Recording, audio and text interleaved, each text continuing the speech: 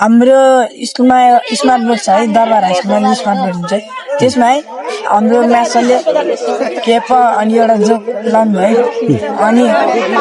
एकजना मान्छे थियो है अनि त्यसको चाहिँ दाँत निस्किन आएको थियो होइन त्यो पानी खाँदाखेरि दाँत निस्केर भुँडीभित्र गयो है अनि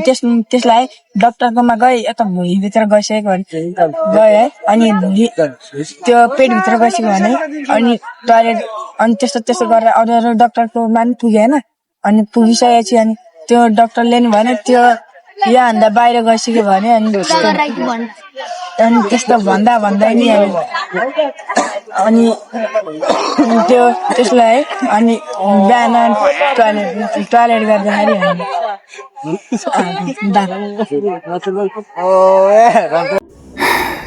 मैले सक्दो रोक्ने प्रयास गरेँ तर ल यार